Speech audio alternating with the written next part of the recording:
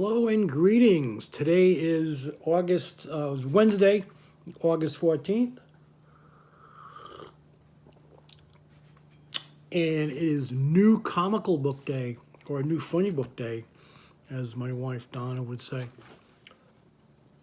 All right, we're going to quickly go through these. Probably don't have a lot to say about most of them. We're just going to go ahead.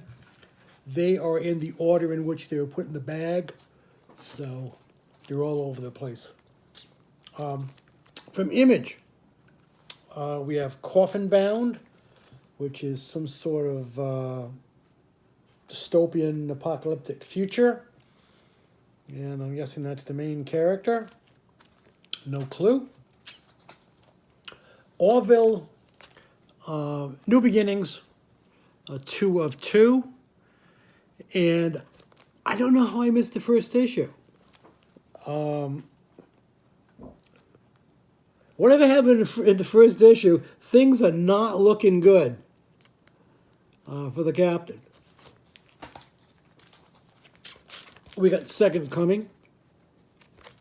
This is from Ahoy Comics, who picked up the book that DC was going to do through Vertigo. This has Jesus coming back to team up with a superhero to learn more about Earth, and on orders from his dad, who's kind of a dick. And I was talking to a guy, Curtis, at Torpedo Comics, and we both agreed it was interesting, but you kind of wonder how far they can go with it. But it's only a second issue.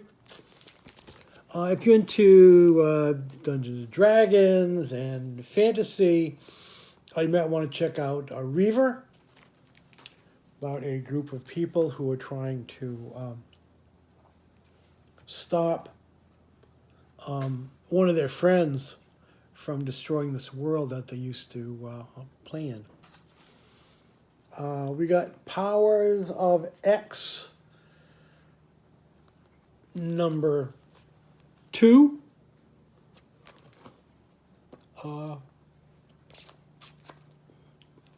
And this is the Mystique cover. I guess every issue seems to have a different character on there. Still a really interesting series in House of X. I'm sorry, this is supposed to be Powers of 10. I keep screwing that up. In House of X, we learn more about Mora and her involvement, and I'm guessing this is going to pick up from there. Usagi Yojimbo. This is number 3.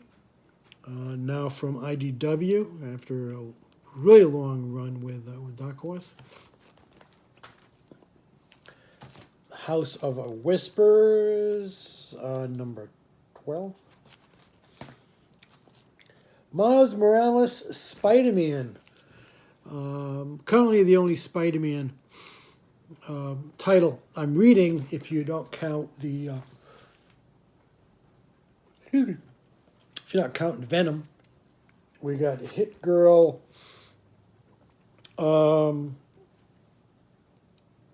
Hit Girl, number 7.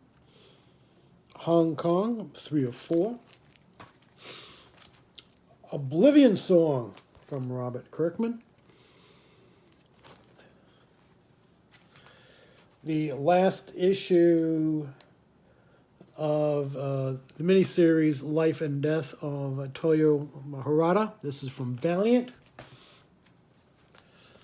Fantastic Four, number 13. This is a Immortal Hulk crossover. I don't know if it's really a crossover, since I think it's mentioned in the latest issue of Immortal Hulk.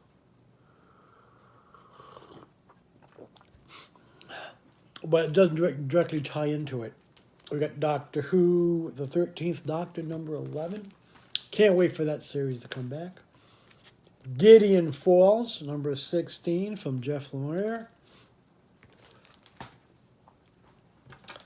Black Hammer, the second issue of Black Hammer Justice League, again by Jeff Lemire, who, as I've said before, he and Donnie Cates are in my top tier of writers currently working at the two big companies.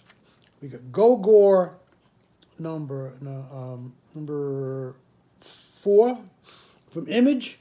I think you could almost, this is pretty much an all ages sort of book, light fantasy series about a world or a series of worlds, floating islands in the air, being threatened by a group taking them over for their resources, and a young man who has revived an ancient legend, Gogor, to fight them. And he has discovered that he is the protector of that creature. Absolute Carnage tie-in. Scream number 1.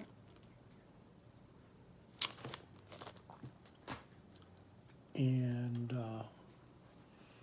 we introduced that character who was, I think she was She-Venom at one point. Separation Anxiety. My understanding, this is a pretty scary book. This is by Chapman, Level, and Boyd. Apparently, I was listening to a podcast, Comic Book Nation, right? Or Comic Nation or Comic Conspiracy. Maybe Comic Conspiracy. They were talking about this book, and they were saying this is really scary. And they're saying if you're having a bad day, it's probably not the book to read. So naturally, I'm looking forward to reading it. Event Leviathan from Bendis, number 3. You got some series of detectives working together. Batman, The Question, and a couple others investigating what Leviathan is, who he is, and why. And finally, we got Joe Gollum, Occult Detective. This is number 4 of 5. The Conjurers by Mike Mignola and Christopher Golden. That's it. As I said, a really short week, not a whole heck going long. I think I already... I did see Fast and Furious Hobbs and Shaw this week. Enjoyed it. Thought it was a lot of fun. Dumb action. Don't expect a lot. I probably missed... This is the first Fast and Furious film that I've seen, so I'm sure there's a lot that I missed. Now, of course, I have to go out and start watching some of the Fast and Furious films, I guess.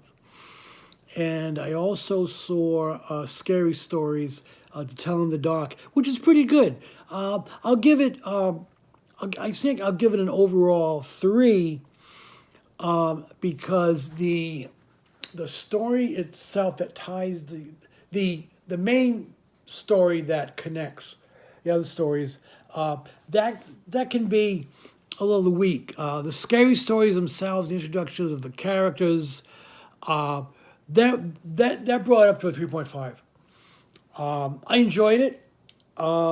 It sets up a possible sequel, and be interesting to see what happens. Like I said, I recommend it. Not a great horror film, but there aren't a lot out there right now, so I would go ahead and check it out. I'm not sure what's coming out this weekend. Not sure what my week's going to be like next week. As I said, since I start my new temporary part-time job, and I don't know what my schedule is going to be like. So you might not be getting this stuff on Wednesday. You may be later in the week, or be skipping a week or so. Anyway, take care of yourself. Peace be with you, and we'll see you next time.